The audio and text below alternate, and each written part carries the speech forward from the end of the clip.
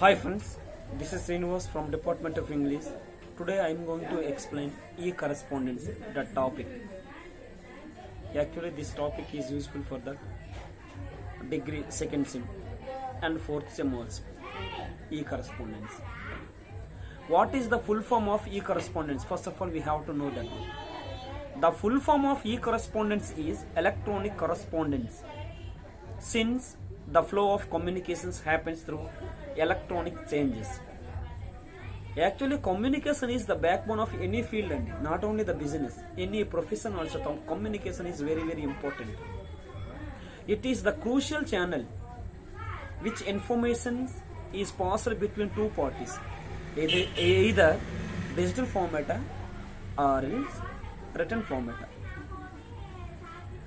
The many forms of the communications can be letters, memos, emails, text messages, voice messages, fax messages, etc. All these are comes to e-correspondence only. I hope you could understand. E-correspondence is an effective and so without trouble the mode of the sending and receiving all these the kinds of the communications using email.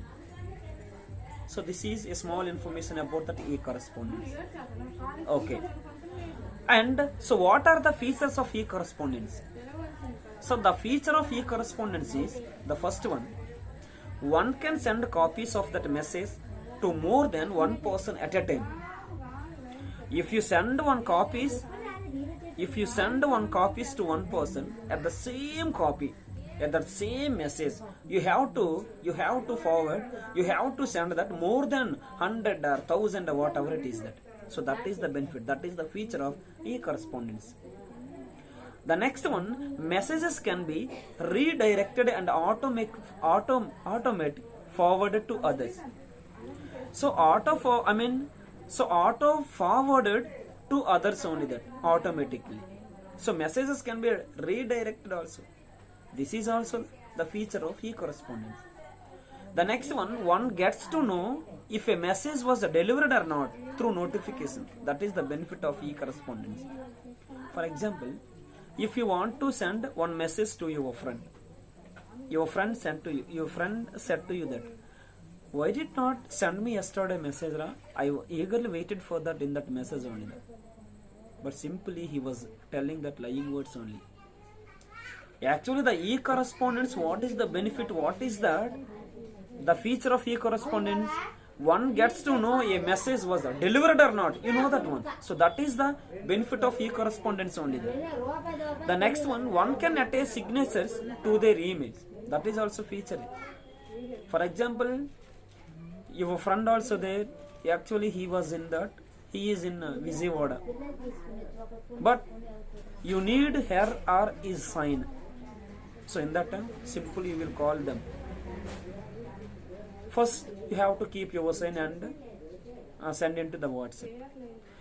So what you are doing now, you can attach the signatures to their emails also. So that is the feature of e-correspondence only. Next, automatic date and time also, that stamp on each emails are available. Automatic date and time. So that is also the feature of e-correspondence. If you want to type that one email, if you want to prepare one email, same automatic date to time also, that you don't need to reset. You don't need to reset that one, arrange that one. What is the time, what is the date? No, all those also appeared. So that is the feature of e-correspondence.